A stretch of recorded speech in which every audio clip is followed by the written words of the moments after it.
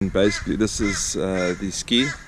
It's a different color to the blue one, but nevertheless they're exactly the same model, like I said, with just slightly different hours on it. So the Shoreline Tubbies, we have done all the measurements and so forth. They're pretty standard tubbies. We've put rod holders on and a couple of other things on from the other ski. So there's already, you can see a couple of mods, rod holders, and rod mounts and so forth. So the current ski has a couple of things that we thought might interfere, but this is the cleat for the harbour cleat, which basically pops up. We thought that might interfere, but for those of you that are thinking that it does, it doesn't. So yeah, be rest assured that if you do have any cleats on there, the tubby will actually end around about here, so you will be all right in that regard. So our first sort of endeavor is to basically find the marks that correspond with the actual tubbies, so the holes in the tubbies, and how they correspond to the actual ledge or the edge of the ski. So first thing we're going to do is put both tubbies on, and we see where it lines up, and then put marks on the ski.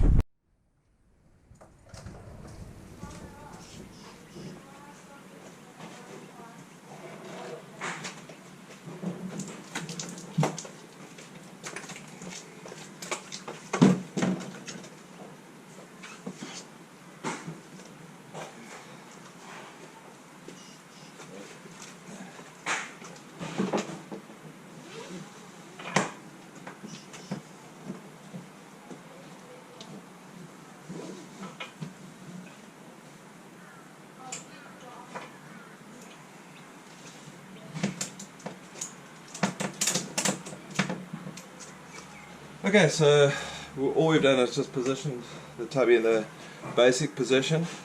Just going to make sure that it's the right distance forward and so forth. We just strap it on with just one strap at the moment, and we'll strap the other side on with one strap, and we're going to open up and just make sure that we can put some marks down on the ski through the actual holes that are already in the tubbies itself. Right, so the next thing we're going to do is we have positioned them to a point where we can move them, and what you want is for this sort of shape to fit nice and comfortably. If that's sitting comfortably, then you're going to get the best seat out of the part, in that position. So I think rather than trying to get into the right measurements, you actually want the best seat. So we've got that, and then we've checked in terms of the posterior distance from here to the back here is exactly 8 inches to that screw hole on this one, and obviously on this one here we're exactly 8 inches as well. So both of them are sitting really comfortably on the ski rail, and that's kind of where we want. Then the next thing we're going to do is just get a Sharpie, and we're going to mark the square on the inside and the square on the inside of this one. And where are we here? There. Right, so what that will do is give us an approximate position where the pods are sitting comfortably.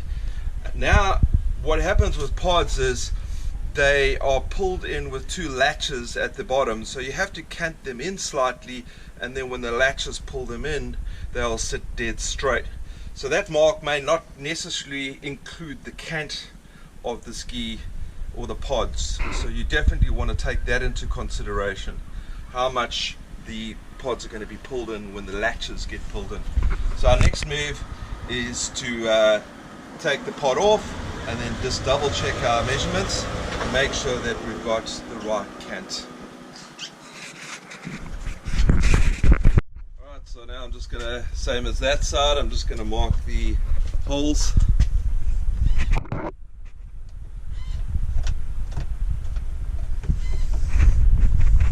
Same with this one here.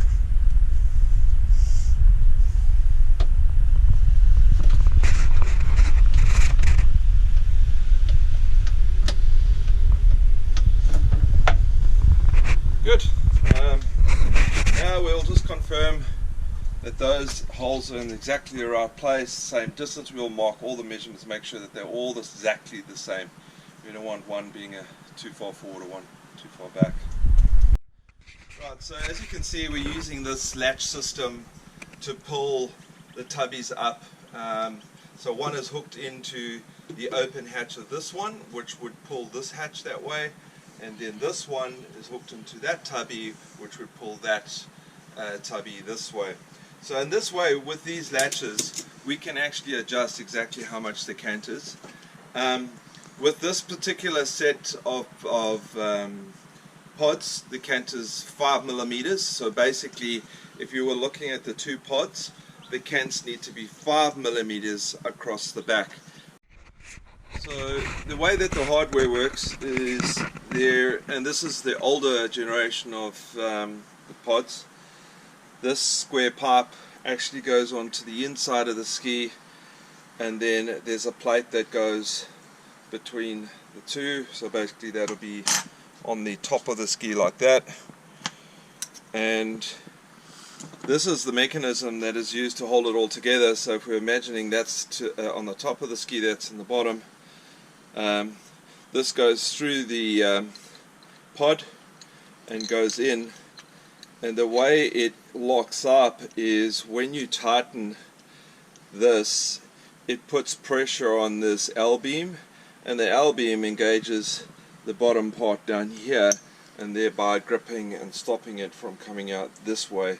So it's just the pressure of that pushing down, lifting this beam up, and the beam engaging there stops everything from coming out. So it makes it highly removable, and that's the way it works. So our next step is to basically get our plates, position it in the correct position with the cant in mind. We've got that 5mm cant which we've already checked, and there's about 5 to 9 millimeters that we've canted over. So we put a straight beam over the top, and I'll show you the video of that now, where we then cant them to the two pods over.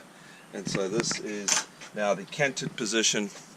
We're just going to drill these holes, and the next step would be getting that square drilled out as well. So we've just lined up the holes. I'm going to do a bit of a cutout for the square that we have to cut out of the rail. Mark each plate with a little arrow for consistency. You never know, like this one here, I've also marked that facing towards the ski, just in case your plates are cut slightly differently. You want to keep them all in the same place. Put each set next to the hole that you're working with. Right, so we just want to follow through with a nice small pilot drill.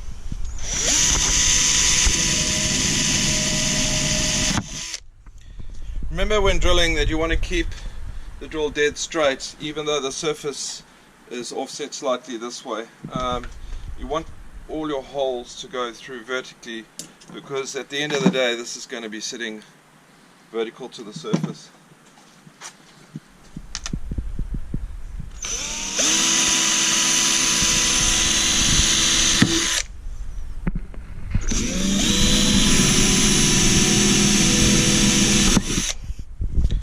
Right, then I'll follow up with a 5mm drill. So that first one was a 2.5, just to make sure that you're on the right spot, and then the 5mm drill is the final drill.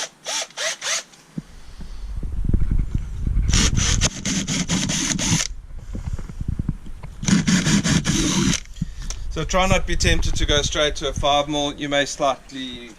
You might be slightly off the mark. So those pilot holes are important.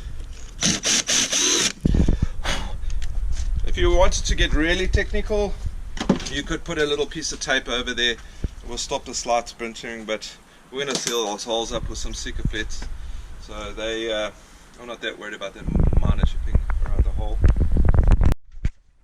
So the next thing we're going to do is we're going to drill the preliminary holes for the square, and the way we do that is with a smaller drill, and we're just going to drill around in a square fashion. Another little hack or tip, if you want, is to actually just put the plates in place, just so that you don't drift out of the actual area.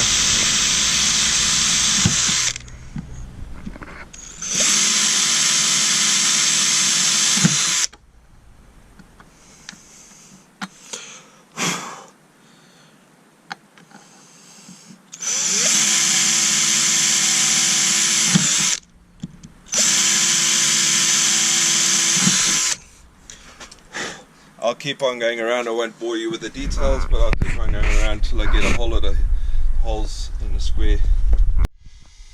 With a Dremel, I've just got a very fine Fisher burr.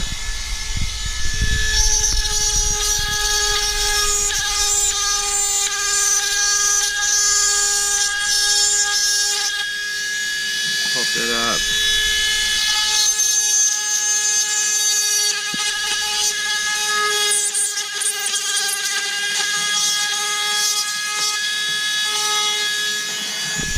And we'll just clean up that hole and get that nice and square.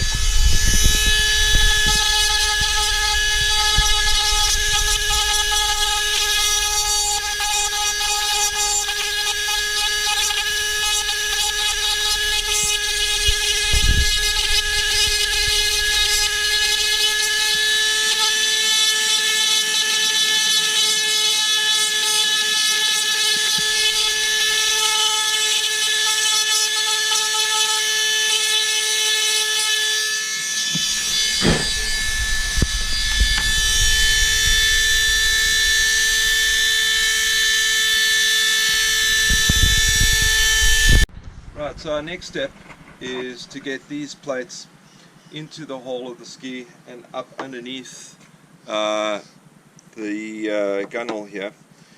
Now the only way you can access the underside of the gunnel is with a piece of wire or some sort of push rod. So we're going to push that. I'll put a little washer on. I'll show you why that's important later. So you just push that through, angle that up into that area there, and then we're going to grab that wire. Alright.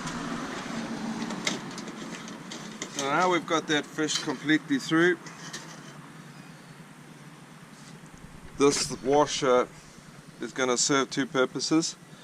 So then you just put the wire through the bottom and a nice square block or something like that with a kink in it should do you fine.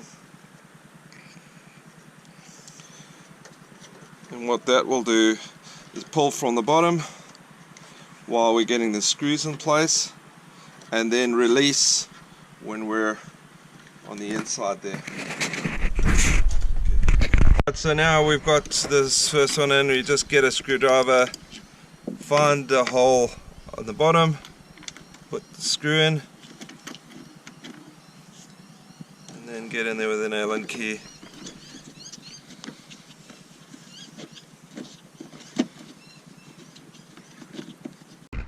We're progressing nicely. All the holes have been cleaned up, they're all in alignment, and the locator goes into all of them. So our next step would be basically to take the front guards off. Now when taking these guards off, it's a little bit tricky because you can't get a socket underneath there. So there are 3 bolts, 1, 2, 3. We're going to have to take this front bumper off. Once we've taken the front bumper off, it will allow us to get to this bead, and we'll pull the bead back so that we can get the lower latches in place. At this point we've just put the tubby on, put the locating brackets in there. Now it's time to find the point where the lower bracket goes inside. So you want to hook it onto the actual latch and then go up to your point on the bumper and just put a small mark where the edge of it is there. Same on this side, the edge on that side.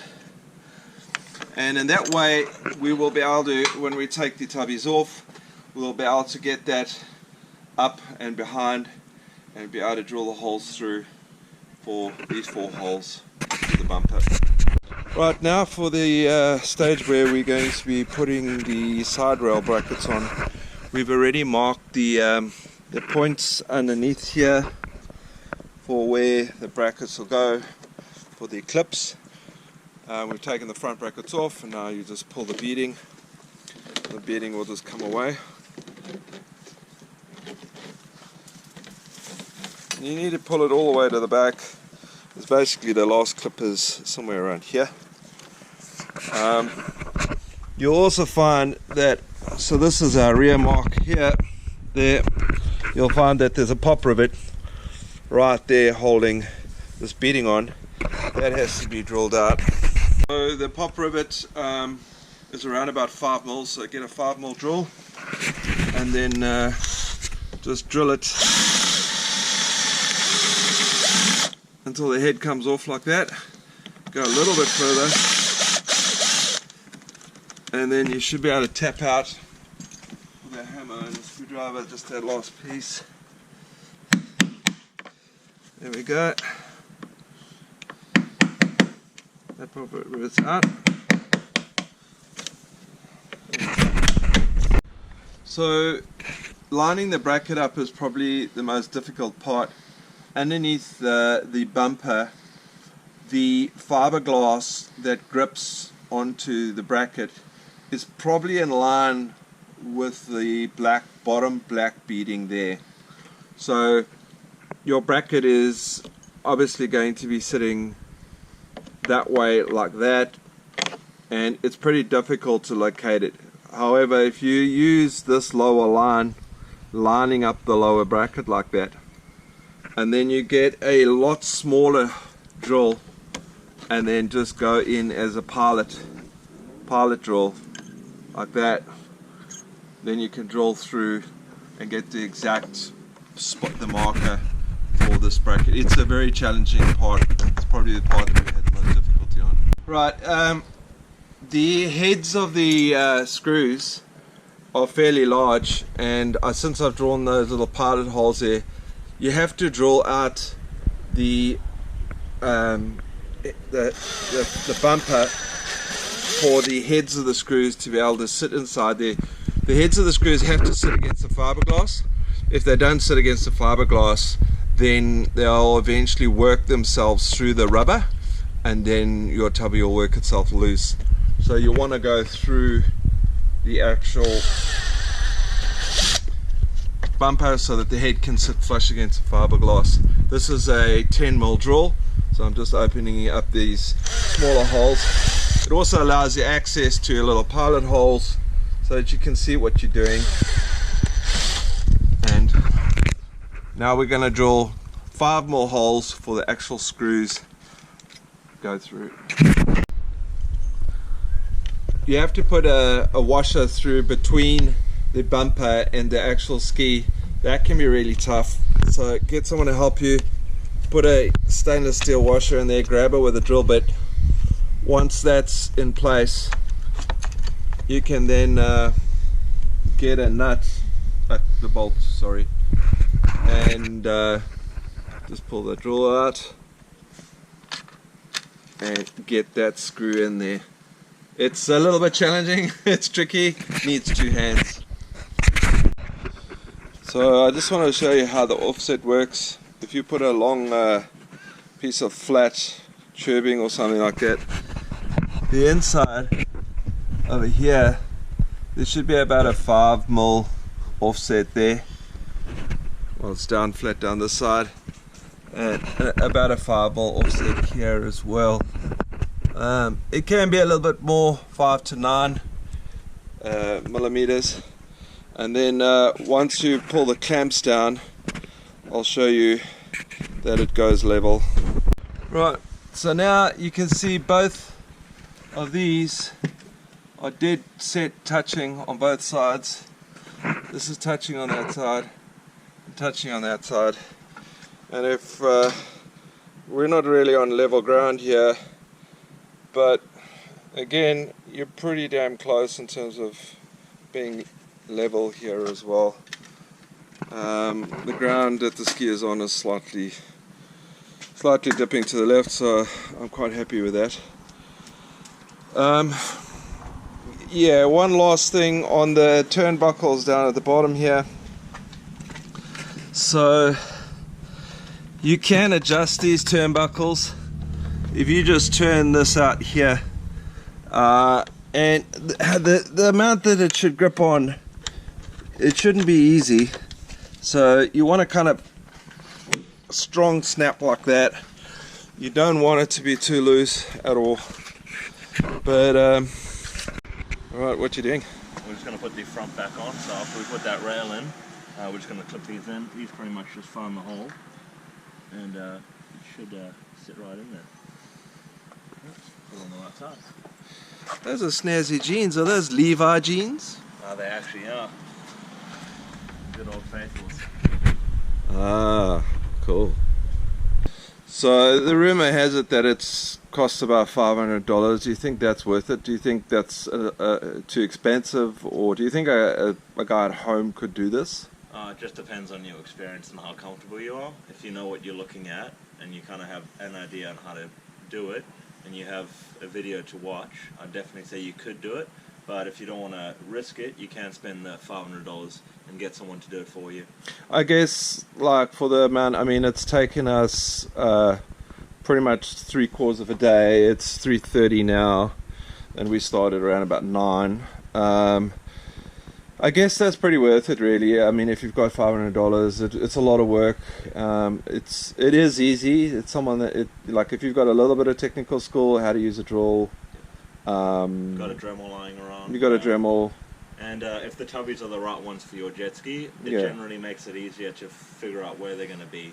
Right. The tubbies tell you where they're going to sit. And would you do it again? Oh, absolutely. Yeah, I reckon I would as well. I think our parts and everything was only like $20. Okay. So we needed washers and a couple of things. But besides that, it was definitely worth saving $500. Cool. Good job. High five. Thank you. So, a lot of guys are looking at getting tubbies, and bearing in mind they like $4,500 now. Yeah. But the question that I sort of wanted to ask you was, do you think fishing with tubbies is worth it? Is it worth the $4,500 in terms of the space you get, the advantages you get, and so forth? Like, what's your opinion? Yeah. Should a person get tubbies? I would definitely suggest that. I've been on my dad's ski 3 times now, and the box on the back is real compassing. Like you can fall over, or just by reaching over the rods. You do have a lot more space though, which is really good. It's kind of like at your hand, so as soon as you lean over to the right, you can kind of like put everything where you want it to, which is a lot easier. But for $4,500, I would say it's a bit much. Kind of looking at another boat there. But if you can find them on like a deal, maybe they're doing an end of the financial year special, I would definitely suggest getting them if you can get them between 3.5 and 4. It's worth the investment because you're just going to have a better time fishing. And as a platform, like, do you find the stability is better, the space is better? What are the advantages? I'd probably say you get less water coming onto the jet ski. You won't notice any movability difference. It's exactly the same between both skis. But besides that, she's just there for the extra space. Right. So, bottom line, would you recommend tubbies? I would. They're really worth it. I wouldn't go back. I'm glad I started with them. Cool. Right, that's the job done. One final walk around. We swapped the seat out. Just It's nice and flat for fishing, so we will do a final sort of review of this newer ski another rainy day, I guess. But yeah, I'm very happy with that.